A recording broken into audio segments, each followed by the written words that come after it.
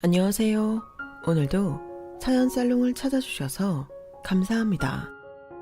저는 초등학생 쌍둥이 아이를 가진 30대 초반 여성입니다. 제 나이 또래에 비해 아이들이 왜 이렇게 컸냐고요? 맞아요.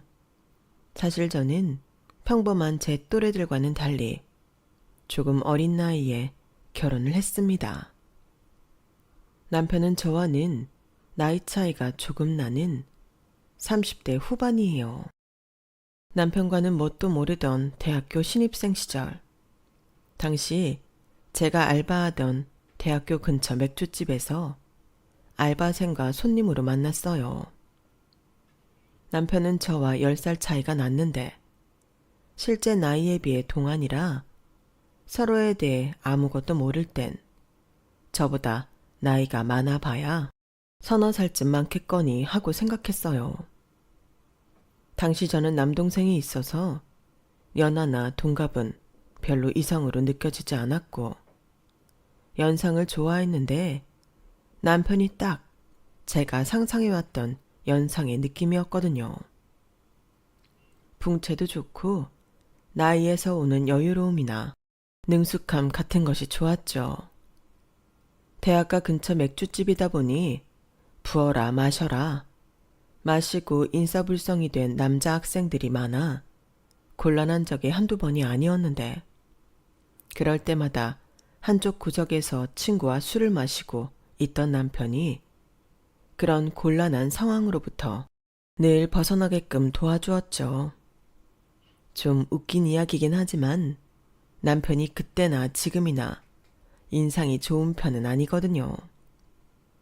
그런 다소 험악한 인상을 가졌는데도 저에게만큼은 다정하고 상냥했어요.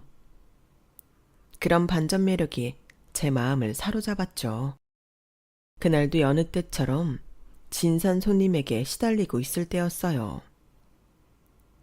어이, 거기 서빙하는 여자애. 너 지난번에 교양 수업에서 나 봤지? 신입생? 네? 아, 네. 나 너 맘에 들더라. 연락처 좀 줘봐. 네? 연락처는 좀... 야, 나 니네 과에 친한 선배 많아. 어떻게든 알아낼 수 있으니까 좋은 말로 달라 할 때 줘라. 술이 거나하게 취해서 진상을 부리는 손님은 저도 강의실에서 얼굴을 본 적 있는 탁과 선배였어요. 손님들의 시선이 집중되는 게 불편해서 자리를 피하려는데 손목이 붙잡혔어요.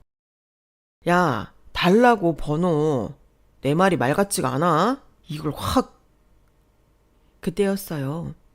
구석에서 친구와 조용히 술을 마시고 있던 지금의 제 남편이 자리에서 벌떡 일어나 다가왔죠.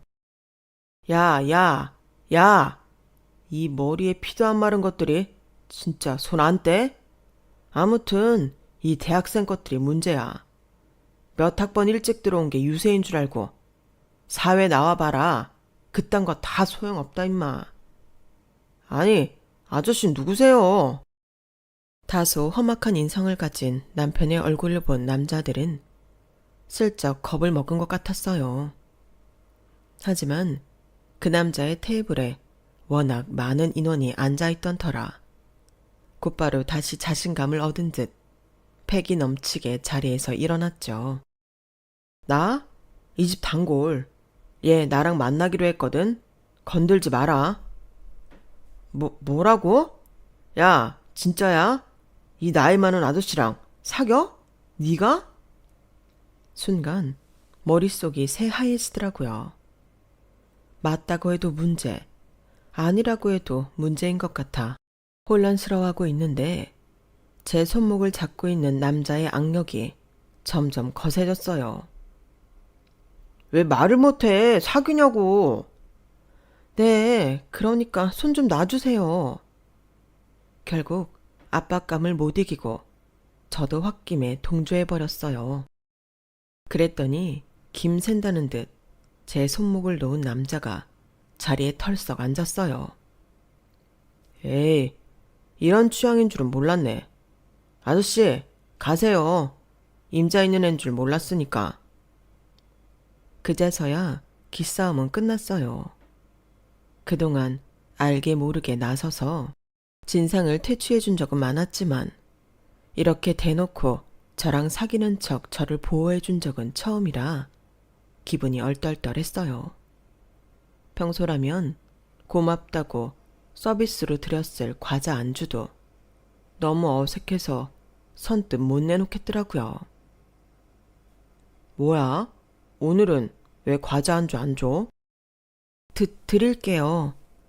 내가 사귄다고 해서 싫었나 봐. 아니요. 그런 건 아닌데 조금 놀라서. 놀라긴 뭘 놀라. 진짜 사귈 것도 아닌데. 어색하게 웃음을 흘리며 과자 안주를 테이블 위에 올려두자 손님이 제 눈을 빤히 쳐다보더라고요. 나이 차이 많이 봐? 아니요. 딱히 보진 않아요. 그럼 진짜 만나볼래? 그날따라 이상하게 가슴이 쿵쾅거리는 것이 마음이 쉽게 동하더라고요. 평소 듬직한 남자를 만나보고 싶다는 생각도 했었고 무서웠던 상황에서 구조해준 것도 고마워서 그날로 연락처를 주고받았어요. 자신을 진석이라고 소개한 남자는 그날 이후로도 꾸준히 저희 가게 단골로 왔어요. 야, 너는 학교에 깔리고 깔린 또래 남자들을 두고 왜 벌써 굳이 차이 많이 나는 남자를 만나냐? 그냥 어차피 또래 남자애들은 별로 이성으로 느껴지지도 않아서. 야, 냅둬. 자기가 끌리는 남자 만나는 거지. 그래도 너무 오래 만나지 마라.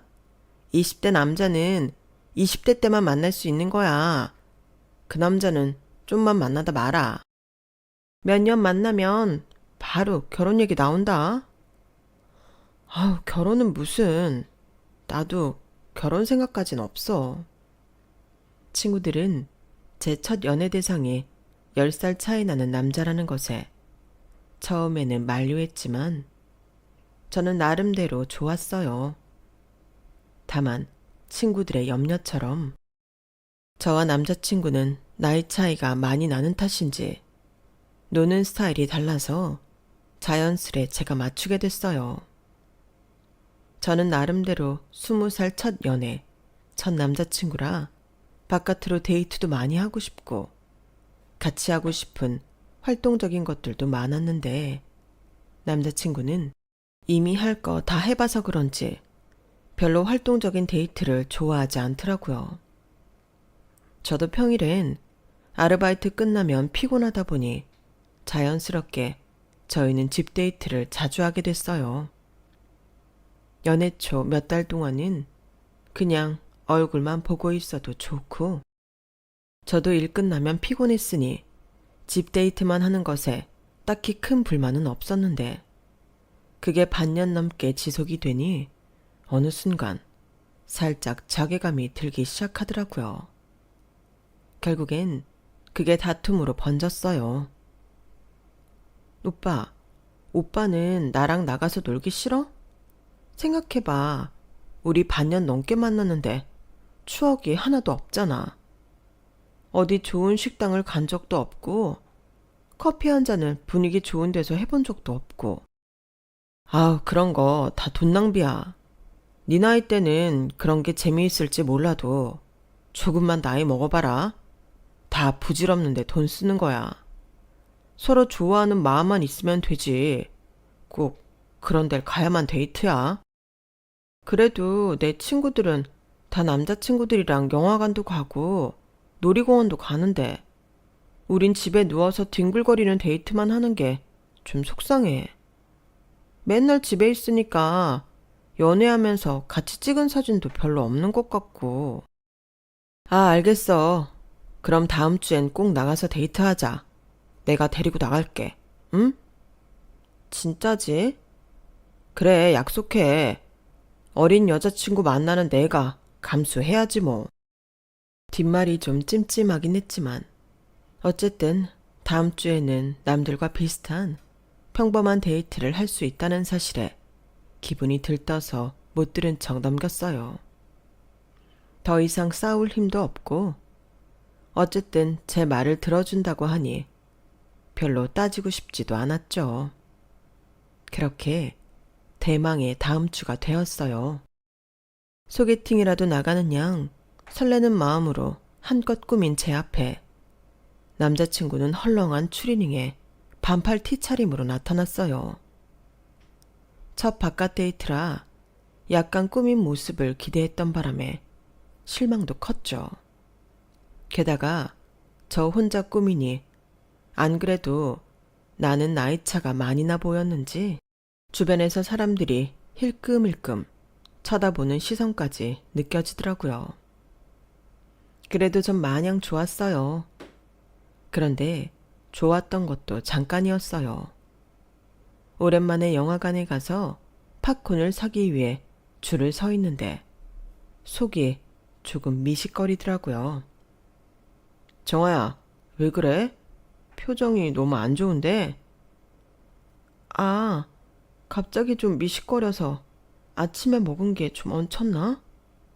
뭐? 그럼 소화제 같은 거 먹어야 하는 거 아니야? 아니야, 괜찮아. 여기 근처에 약국도 없잖아. 좀 있다 보면 괜찮아지겠지 뭐.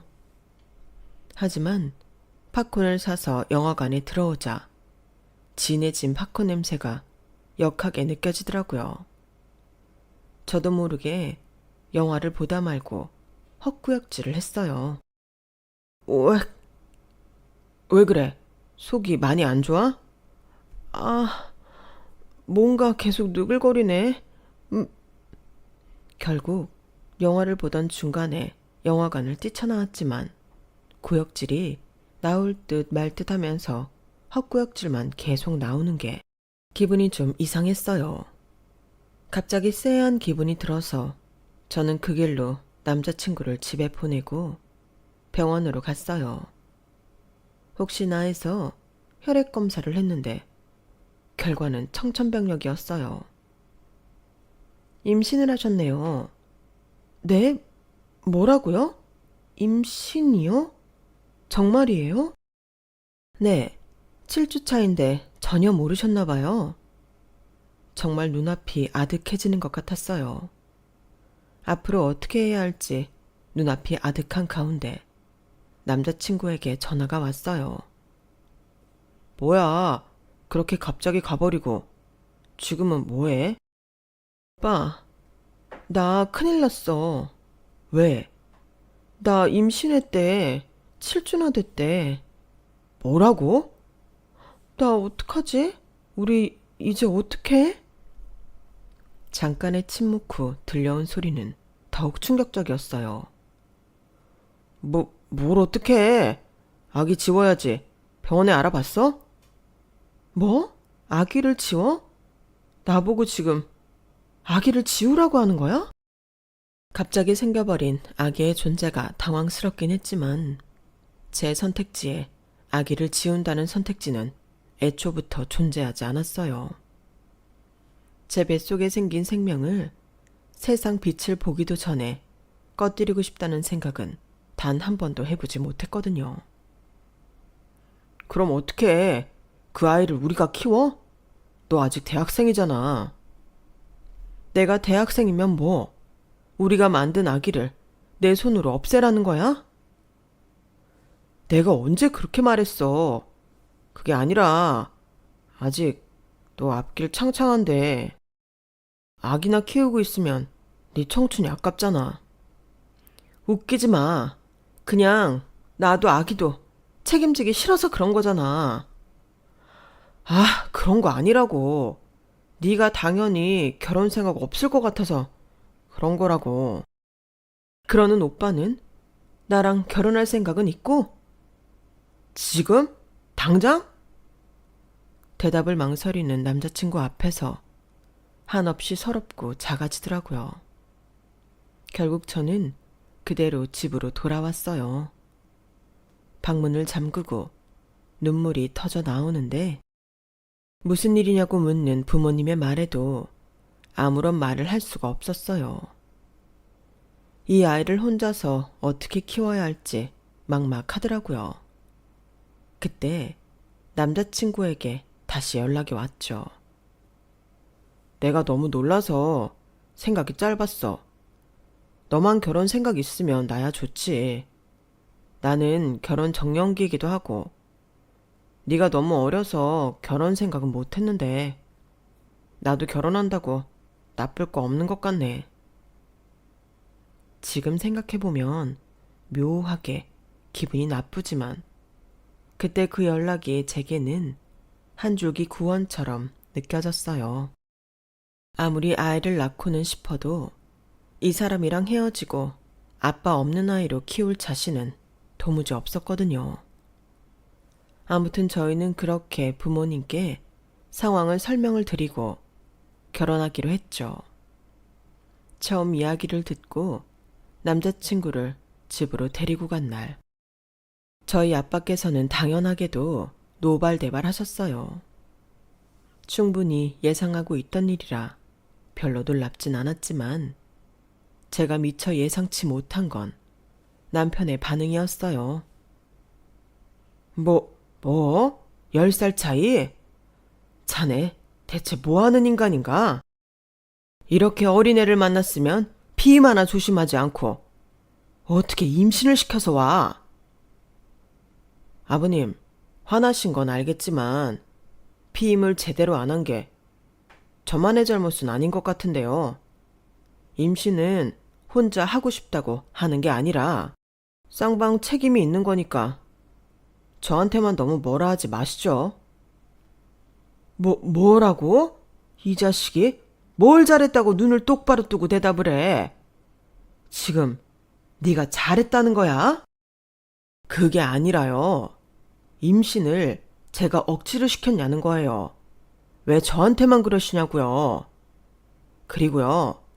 정아가 어리긴 해도 얘도 알 거 다 아는 성인이에요. 딸이 선택한 일인데 따님한테 직접 따지셔야지. 왜 저한테 그러십니까? 정아만 아버님한테 귀한 딸이 아니고요. 저도 저희 집에서 귀한 아들이에요. 아니, 뭐 이런 자식이 다 있어. 이정아, 너는 어디서 이런 놈을 만나서는 아버지 허파를 뒤집냐? 어? 뭐 술집에서 만났댔나? 사람을 제대로 된 장소에서 만나야지. 맨날 술집 가서 술이나 퍼마시는 놈을 만나니까 이 모양 이 꼴 아냐? 그러는 아버님은 그 귀한 딸 왜 술집에서 술 파는 아르바이트나 시키셨어요? 그렇게 고상한 딸이면 집에서 온실 속 화초처럼 키우시지 그러셨어요. 아빠의 혈압이 실시간으로 오르고 있는 것이 눈에 보여서 보다 못한 제가 나섰어요. 그만해. 우리가 잘한 게 없는 건 맞잖아, 오빠. 아빠, 속상하게 해서 죄송해요. 저희가 할 말이 없는 게 맞아요. 그치만 아빠, 소중한 아기가 생겼는데 모른 척할 수는 없잖아요. 오빠랑 같이 잘 키워볼게요. 너무 나쁘게 보지 말아주세요. 뭐? 너 지금 저 자식이 아빠한테 어떻게 하는지 보고도 그런 소리가 나오냐? 아이고, 딸 자식 키워봐야 다 소용없다더니 내가 정말 분통 터져서 못 살겠다. 응? 아빠, 죄송해요. 그치만 지금 너무 흥분하셨어요. 다음에 다시 올게요. 일이 커질 것 같아 남자친구를 끌고 나왔는데 남자친구는 불편한 얼굴을 숨기지 않더라고요. 아니, 나만 죄졌어? 그리고 내가 나이가 많다고 마음에 안 들어 하시는 것 같은데 아버님이 나랑 만나는 것도 아닌데 왜 저렇게 못마땅해 하시는 거야? 네가 좋아서 데리고 온 사람인데 왜 나한테 뭐라고 하시냐고. 아빠 딴에는 속상해서 그러시겠지. 거기다 이 나이에 임신까지 해서 왔는데 좋게 보시기 힘들긴 하실 거야. 우리가 앞으로 조금만 노력하면 아빠도 우리 인정해 주시겠지. 그때까지만 우리 아빠가 뭐라고 하시든 오빠도 좀 참아줘. 말은 그렇게 차분하게 했지만 앞으로 결혼 과정이 순탄할 것 같지 않아서 걱정이 들더라고요. 그날 저녁, 남자친구는 남자친구대로, 아빠는 아빠대로 진정시키느라 진이 쭉 빠졌어요. 게다가 남자친구 앞에서는 가만히 계셨던 엄마까지 전화하셔서 속마음을 내비치셨죠. 정아야, 엄마야, 혹시 그 결혼 꼭 해야겠니? 나도 그 사람 너무 별로야. 아무리 임신이 쌍방 책임이라고는 해도 나이도 많은 사람이 그렇게 무책임하게 굴고 네 아빠한테 하는 것만 봐도 평소 성품이 어떤지 알겠던데.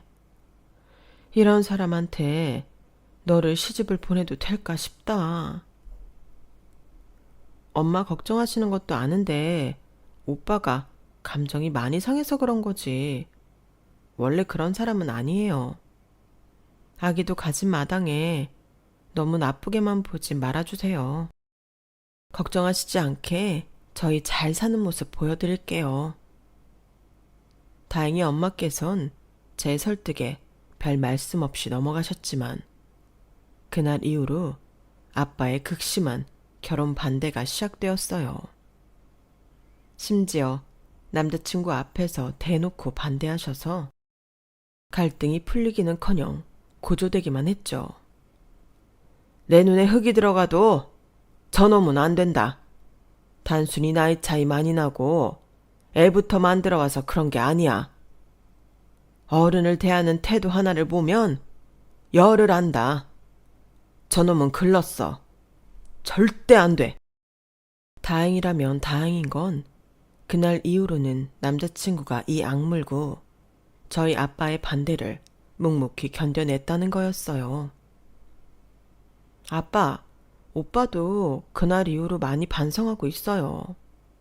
오빠도 아기가 생기고 나서 많이 혼란스러워서 그랬던 것 같아요. 한 번만 눈 감아 주시고 저희 믿어주세요. 네? 이 아이를 아이 아빠도 없이 저 혼자 키울 수는 없잖아요. 제발요. 아니, 정말 그냥 연애만 한다 해도 반대한 인성일 놈이랑 평생을 산다니. 나보고 이걸 어떻게 받아들이란 말이야. 어떻게든 아빠의 환심을 사보고자 선물 같은 걸 사서 갖다 줘도 아빠는 쳐다보지도 않고 도로 돌려보내셨어요. 남자친구는 저를 봐서인지는 몰라도 앞에서는 기분 나쁜 내색하지 않으려고 노력했지만 나오는 길에는 제게 불만을 표출했죠. 아빠 입장도 이해는 됐지만 저도 이렇게 노력하는데 인정해주지 않으려는 아빠에게 서운한 마음이 들기도 해서 남자친구 편을 들어주며 속상한 마음을 달래줬어요. 그렇게 치열하게 결혼 반대를 이겨내가는 과정 중에도 제 배는 점점 불러오고 있었죠. 그러던 어느 날이었어요. 만삭에 가까워지는 제 배를 본 아버지가 혀를 찢찢 차시더니 말씀하셨어요. 아이 낳고 몸 회복하는 대로 결혼식장 잡아라. 아빠, 정말이에요? 진심이세요? 그래, 내일 모레 손주 나오게 생겼는데 너희는 이렇게 굳건하니 내가 더 이상 무슨 핑계로 말리겠니? 아버지는 허락을 하시고도 속상하신지 저희를 등지고 앉으셨어요. 저는 드디어 허락을 받았다는 기쁨에 눈물이 터져나오더라고요. 아빠, 감사해요. 저희 정말 잘 살아볼게요. 그래, 너만 행복하면 됐지.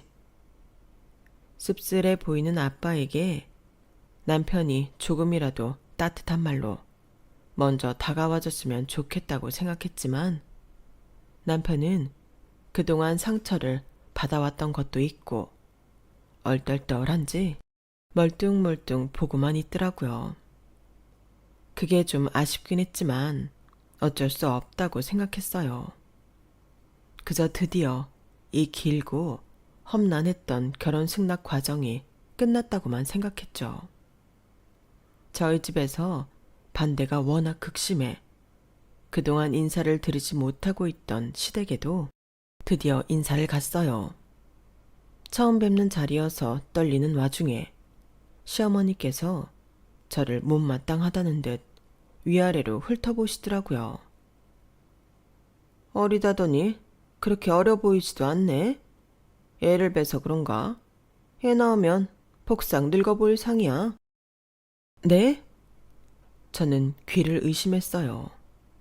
그동안 저희 집에서 반대가 심했던 걸 알고 계실 테니 저를 어느 정도 못마땅해 하실 건 예상했지만 외모 가지고 대놓고 딴지를 거실 줄은 몰랐거든요.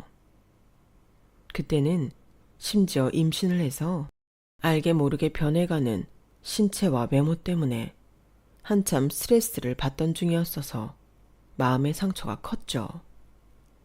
하지만 무엇보다도 상처였던 건 남편의 반응이었어요. 그래도 어린 게 좋긴 좋아, 엄마. 내 나이 또래 만났으면 더 늙어 보였을 거 아냐. 얘가 이래 보여도 어리긴 어려.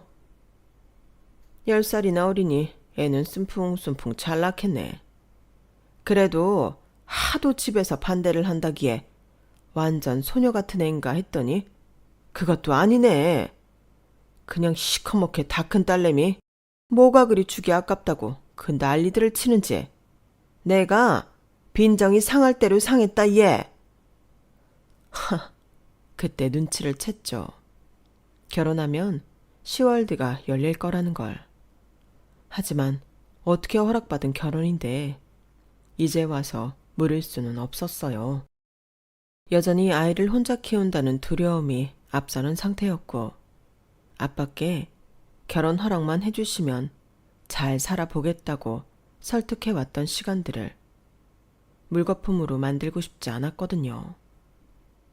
아빠가 제 남편에게 상처를 준 만큼 저도 어느 정도 감수는 해야겠다 싶었어요.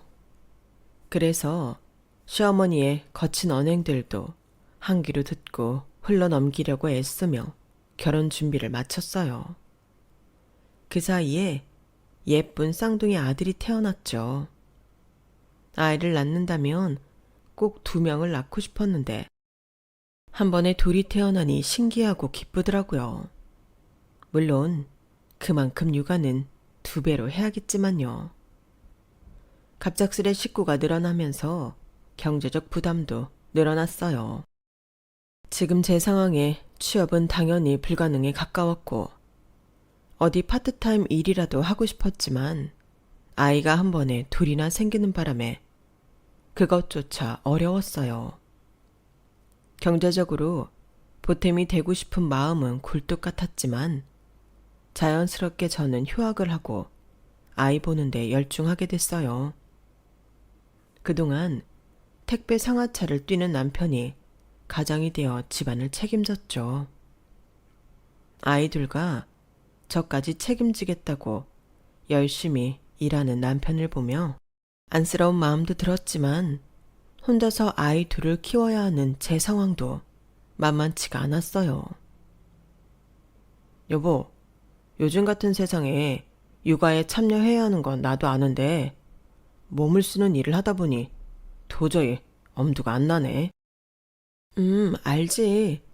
근데 나도 애가 2이라 혼자 하기 너무 버겁네. 어쩌지? 장모님한테 부탁 좀 해봐. 이럴 땐 친정 엄마가 최고지. 나도 그러고 싶은데 엄마가 허리가 계속 안 좋으셔서 최근에 수술을 하셨잖아. 아이 보면 계속 안아주고 해야 하는데 괜히 허리 더 다치실까봐 부탁을 못 드리겠어. 장인어른은? 아빠한텐 부탁할 염치가 없어서. 하긴 그렇겠다. 그럼 내가 우리 엄마한테 좀 부탁드려 볼까? 어머님한테? 그래도 되는 걸까?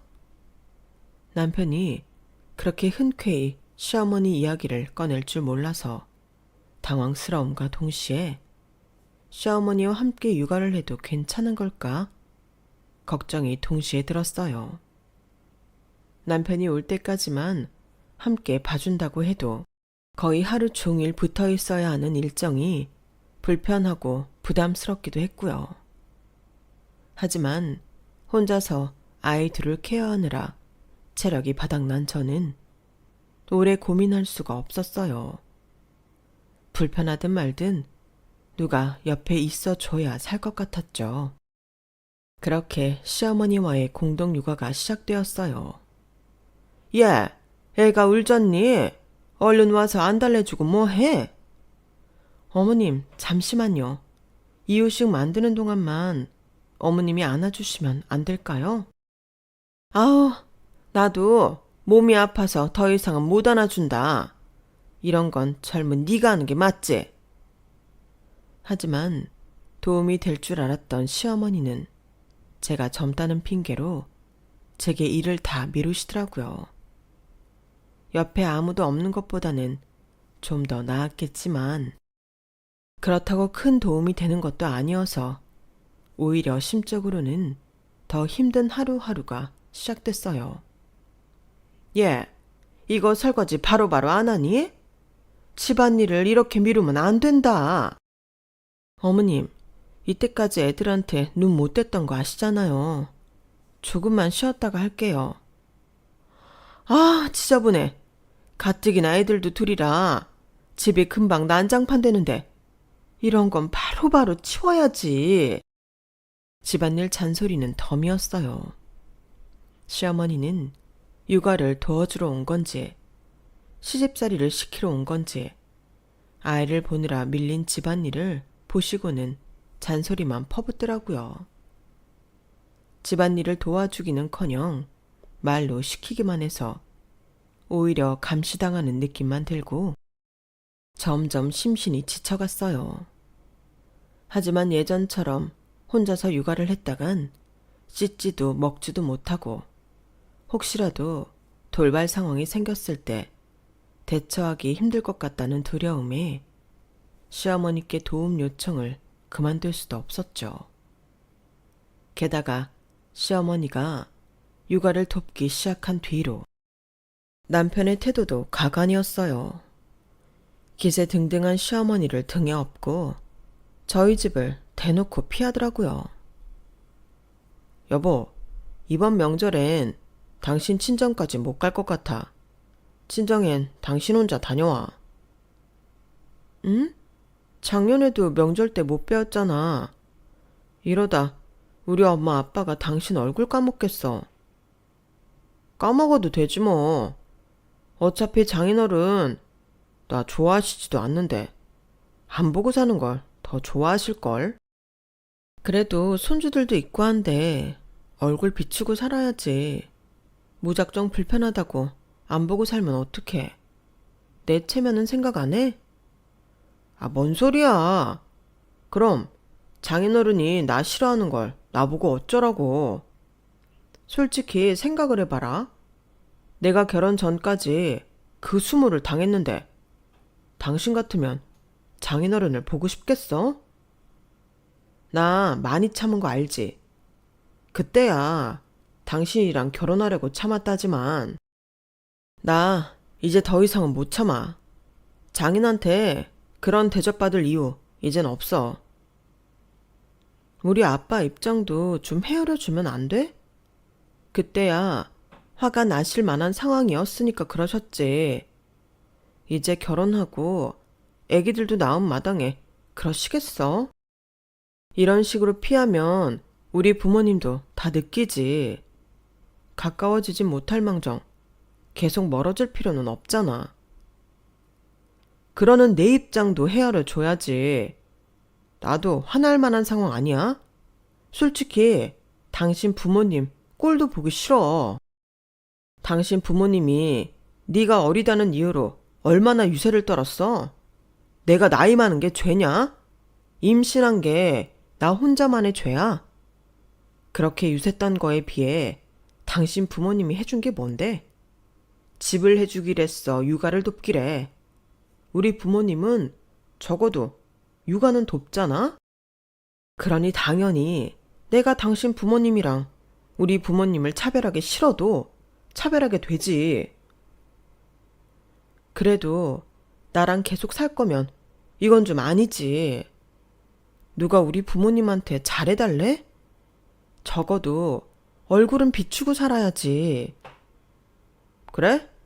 그럼 진짜 얼굴만 비춰도 되는 거지. 그래, 내가 뭐 많은 거 바래? 적어도 자식된 도리는 하고 살게 해줘야지. 안 보고 사는 건 해도 해도 너무하잖아. 좋아. 난 당신 부모님한테 효도하고 싶은 마음 없어.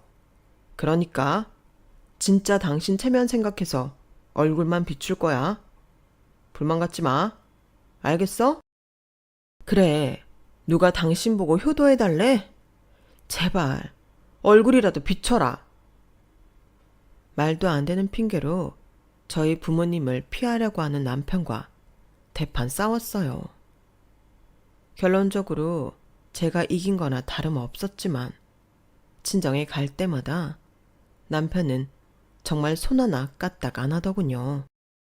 저희 부모님을 모시고 좋은 곳에 가는 것도 명절 선물을 챙기는 것도 모두 제 몫이었어요.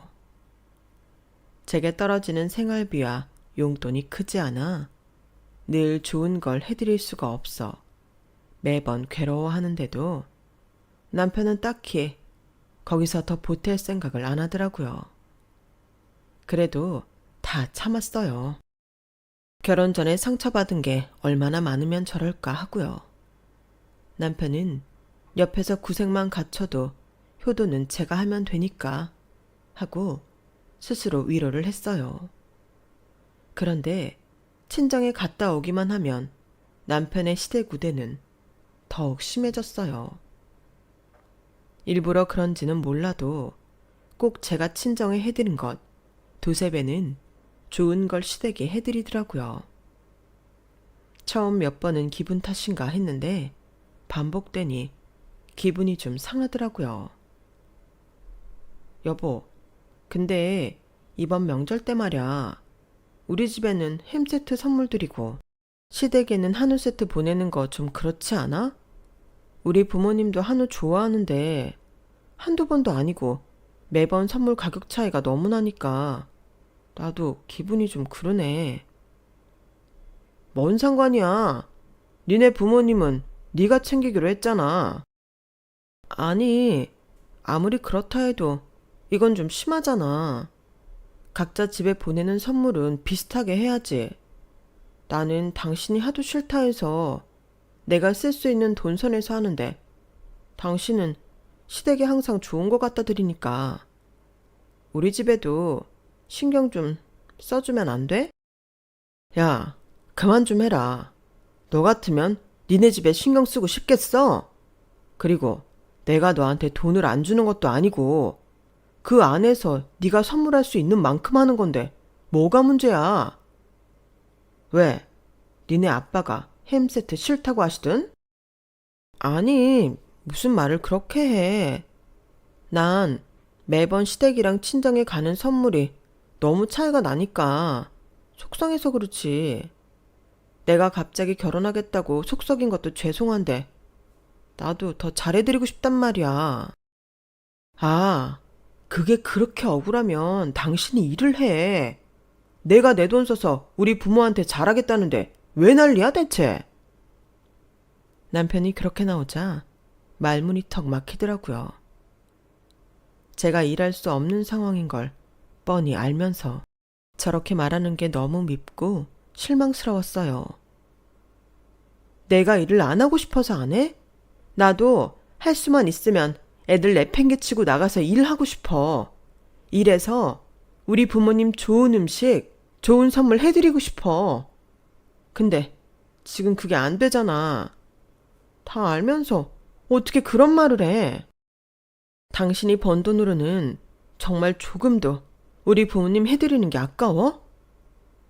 그래, 아깝다. 내가 결혼하고 니네 부모한테 깽판 안 치는 걸 다행으로 여겨야지. 뭐? 나보고 내 돈 내고 잘하라고?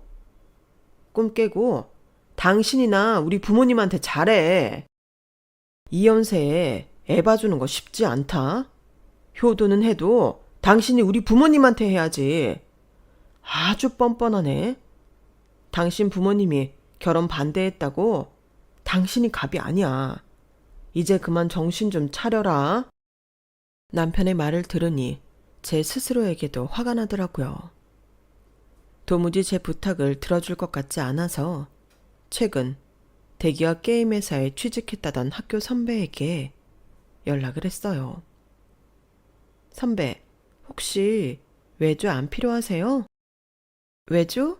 우린 늘 필요하지. 왜? 일거리 필요해? 네, 저한테 맞게만 주시면 정말 잘할 수 있어요. 학교 다닐 때 만들어 놓은 포트폴리오도 드릴 수 있고요. 야, 너 신입 때 완전 실기 에이스였잖아. 당연히 맡길 수 있지. 내가 회사에 잘 말해 놓을 테니까 일거리 생기면 바로 연락 줄게. 제 꿈이 게임 원화, 일러스트레이터였거든요.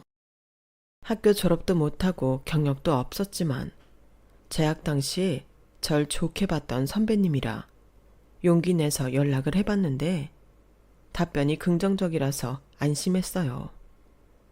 몇 주 뒤 선배님은 정말로 연락을 주셨고 간단하게 할 수 있는 캐릭터 아이템과 의상 디자인부터 일을 받아 시작했어요. 아이들이 자는 틈을 타 일을 하느라 쉴 시간이 줄어 피곤함이 2배였지만 오랜만에 전공을 살려 일을 한다고 생각하니 기분이 좋더라고요. 그렇게 남편과 시댁 몰래 탄 첫 급여는 정말 말도 안 되게 달콤했어요. 저는 돈을 타자마자 부모님을 좋은 식당에 모시고 갔고 남편은 그런 저를 이상하게 생각하기 시작했죠. 뭐야? 당신 돈이 어디서 나서 이런 식당을 와? 내 돈으로 알아서 효도하라며. 내 돈으로 하는데도 왜 간섭이야? 누가 간섭한대? 그냥 맨날 돈 없다고 조촐한 데 가더니 웬일인가 해서 물었지. 저희 부모님은 한없이 행복해 하셨지만 남편의 얼굴은 어두웠어요. 그게 내심 기분 나쁘고 불편했는데 또 싸우기 싫어서 그냥 넘겼죠.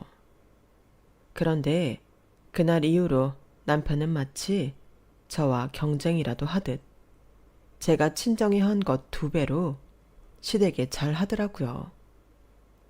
아이가 없긴 했지만 별로 터치하고 싶지도 않아서 그냥 내버려 뒀죠. 그랬더니 점점 자기도 부담이 됐는지 하루는 이러더군요.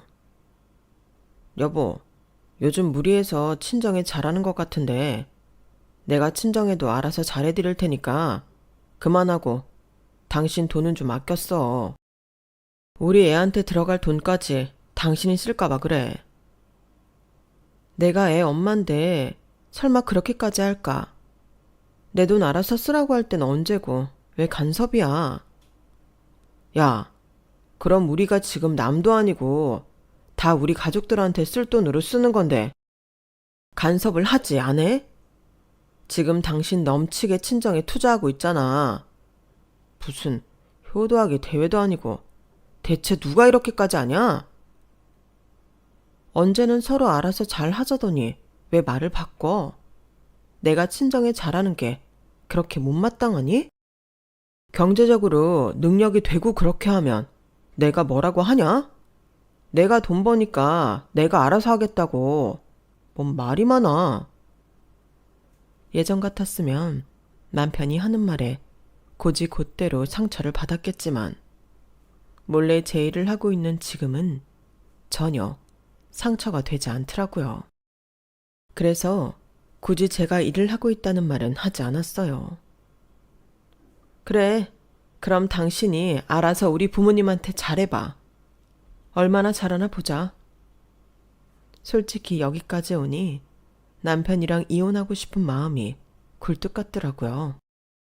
저희 부모님한테 앙심이라도 품은 듯 결혼하자마자 돌아서는 것도 그렇고 임신한 제게 미안한 기색이 조금도 없었던 것도 연애 때 밖에서 데이트하자고 하자마자 임신해서 결국 연애 때 기억은 영화관 가서 입덧한 게 전부인 것도 애 둘 키우느라 정신없는데 돈 못 벌어온다고 저희 부모님은 푸대접하고 용돈으로 알아서 효도하라는 것도 남편의 인성은 정말 10살 연상이라고는 믿기지 않을 만큼 치사하고 옹졸했거든요. 그렇다고 육아를 참여하길 하나 매일 몸쓰는 일을 한다고 피곤하다는 핑계를 대고 시어머니를 붙여줬으니 된 거 아니냐는 말 같지 않은 소리까지 하는데 아이들만 아니었다면 눈 딱 감고 이혼하고 싶었죠. 그래도 애들 생각해서 계속 참았어요. 하지만 참는 게 능사는 아니라고 결국 일은 터지고야 말았어요. 여보, 이번에 아버님들 칠수는 어떻게 챙길까? 공교롭게도 저희 아빠와 시아버지는 연배가 같으셨어요. 그것만 해도 신기한 일인데 두 분 생신이 일주일밖에 차이 나지 않았거든요. 연달아 칠순을 챙기자니 조금 부담스럽기도 해서 어떻게 준비할지 미리 상의하려고 물은 건데 남편은 다짜고짜 인상을 확 찡그렸어요. 아, 내가 알아서 좀 한다고 진짜.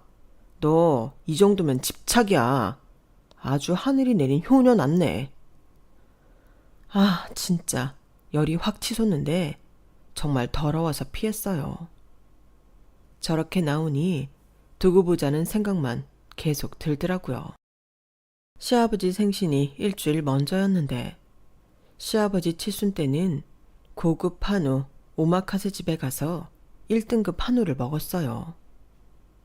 이런 식당은 저도 처음 와봐서 덕분에 같이 호강을 하긴 했지만 먹는 내내 기분이 어딘가 찜찜했어요. 아무래도 시아버지 칠순 때 이렇게 돈을 많이 썼는데 저희 아빠 칠순 때도 이렇게 돈을 쓸 것 같진 않다는 생각이 내내 들었거든요. 그렇게 싸웠는데도 우리 아빠를 푸대접하면 진짜 이번엔 이혼이다. 이를 갈았죠. 여보, 진짜 우리 아빠 칠순도 당신이 알아서 하는 거 맞지? 아, 그래. 그렇다고 좀 그만 좀 해라. 몇 번을 말하냐? 어? 확 진짜 폭발하기 전에. 순간적으로 폭력적인 성향을 보이는 남편에 눈이 돌아갈 뻔했어요. 다른 건 몰라도 폭력적인 성향이 있는 남자와는 절대 살고 싶지 않았거든요. 결혼하고 6년이 지난 지금에서야 아빠가 왜 그토록 제 결혼을 반대했는지 알 것 같더라고요. 아빠는 이런 모습마저 예상을 하셨던 거 아닐까 싶었고요. 그렇게 분노를 삼키느라 싸늘한 침묵 속에서 집에 도착하자 남편은 큰 쇼핑백을 하나 꺼냈어요. 그렇게 호언장담을 했으니 무슨 선물일지 궁금하더라고요. 장인어른, 장모님, 저희 왔습니다. 그래, 운전하느라 고생했다. 저희 아빠는 아직도 남편을 탐탁치 않게 생각은 했지만 손주들과 저를 봐서 가족의 일원으로 마지못해 받아들이고 계셨어요. 남편이 저희 부모님을 대하는 태도에 비해 아빠께서 애쓰는 모습이 보여서 너무 죄송하더라고요. 칠순 축하드립니다. 칠순 선물이에요. 풀어보세요. 그래? 아유, 뭘 이런 걸 또 가지고 왔나. 아빠께서 그래도 기쁜 얼굴로 상자를 여는데 표정이 실시간으로 굳어지셨어요. 뭔가 해서 봤더니 막걸리 3병이더라고요. 덩달아 저까지 심장이 철렁 내려앉았죠. 여보, 이게 뭐야? 잘못 꺼낸 거지? 뭔 소리야? 이게 얼마나 비싼 건데. 장인어른 아시죠? 막걸리 중에 이게 제일인 거. 장인어른께서 막걸리를 하도 좋아하셔서 실컷 드시라고. 한번 준비해 봤습니다. 지금 이 상황이 제 앞에서 벌어지는 실제인 건지, 장인어른 환갑에 막걸리 선물 얘기 들어는 봤지만 장인어른 칠순의 막걸리가 실제라뇨. 이걸 보게 될 줄은, 보고 있어도 믿어지지가 않더군요. 그래, 고맙긴 한데 보통 칠순 때 이런 선물을 받나? 허허. 뭐 하는 거야? 설마 이게 다는 아니지? 남편이 혹여나 이런 식으로 깽판을 칠까봐 따로 준비해온 돈이 있긴 했지만, 그렇게 호언장담해놓고 하는 꼴이 겨우 이거라는 게 너무 화가 나더라고요. 이게 단데? 왜? 뭐가 더 필요한가? 저희 분위기가 심상치 않음을 느꼈는지 엄마께서 웃으며 무마시키려고 하셨어요. 저기 얘들아, 선물은 됐고 밥이나 먹으러 가자꾸나. 너희 온다고 아버지 밥도 안 드시고 기다렸어. 그래 엄마, 식당은 예약해 놓은 거지? 당신 따라만 가면 되지? 식당? 이 앞에 맛있는 백반집 있다며. 거기 갔다 오든가. 장인어른, 장모님, 저는 오늘 저녁에 바로 또 일을 나가봐야 해서요. 선물만 전달해드리고 이만 가봐야 할 것 같습니다. 뭐? 벌써? 황당해하는 부모님을 보니 가슴이 찢어질 것 같았어요.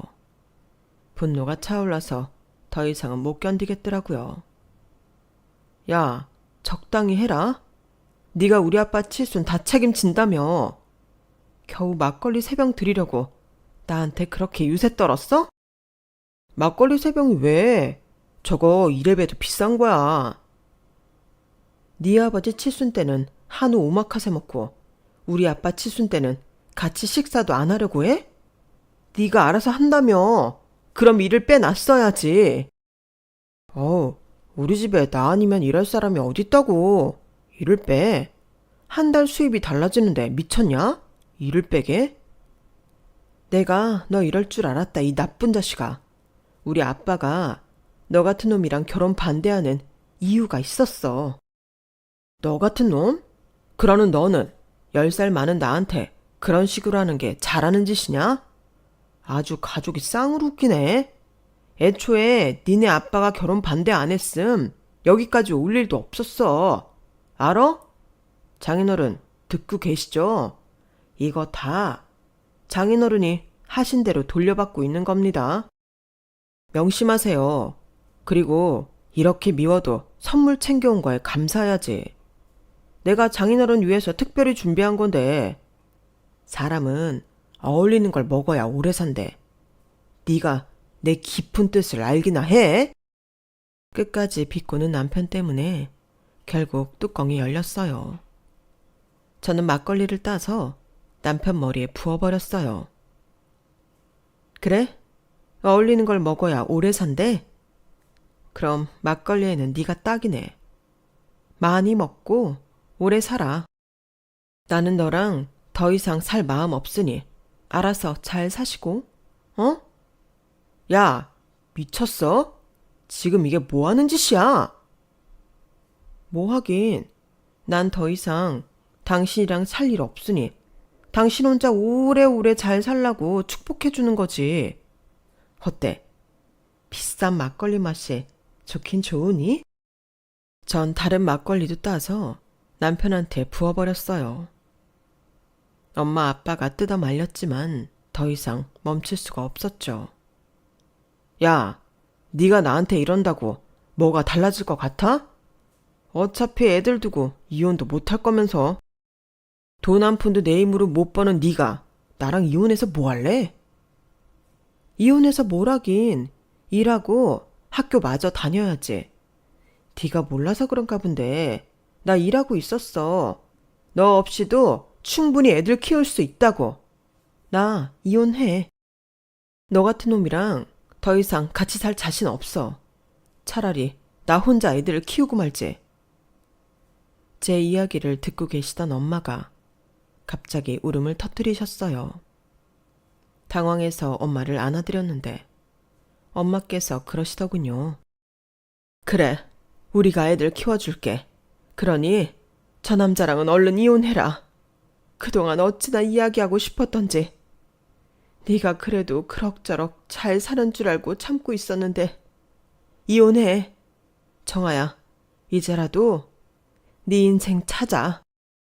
그래, 아빠도 너 생각해서 지켜보려고 했는데 도저히 널 행복하게 해줄 수 있는 놈이 아니야.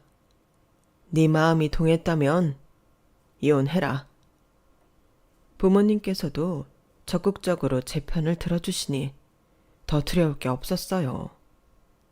그날 이후 저는 남편과 이혼을 했어요. 남편도 집단에는 끝까지 저희 부모님께 인정받지 못한 게 자존심 상했는지 바로 이혼을 해주더군요. 저는 위자료를 받아서 부모님 집에 들어왔고 부모님 도움을 받아 아이들을 맡기고 못했던 학교 공부를 병행하며 외주 일을 꾸준히 했어요. 부모님께 100% 아이를 맡기는 건 죄송해서 사이버 대학교를 졸업했고 학점을 따는 동시에 선배네 회사로 취직을 했죠. 외주일 때 제 작업물이 반응이 워낙 좋았던 터라 생각보다 수월하게 취직을 했고 능력을 인정받아 연봉 협상도 넉넉하게 잘 되었어요. 지금은 아이들이 초등학생이 되어 시간적으로나 경제적으로나 조금 여유가 생겼네요. 저를 못살게 굴던 시어머니나 남편과 헤어지니 지금은 참 속이 후련해요.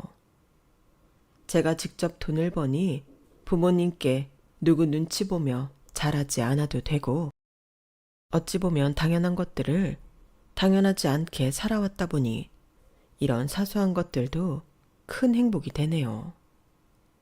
처음부터 부모님 말을 듣고 남편과 살지 않았다면 어땠을까 싶기도 하지만 예쁜 두 아이를 보면 또 그런 생각이 날아가기도 해요. 안 좋은 기억뿐이던 남편이 그나마 제게 남긴 유일한 선물이니까요. 제 이야기 들어주셔서 고맙습니다. 털어놓고 나니 조금 후련하네요. 다들 행복하시고 복 받으세요. 여러분, 사연 댓글에 응원과 현명한 조언 부탁드려요. 좋아요와 구독은 저에게 큰 힘이 됩니다. 오늘도 좋은 일 가득하세요.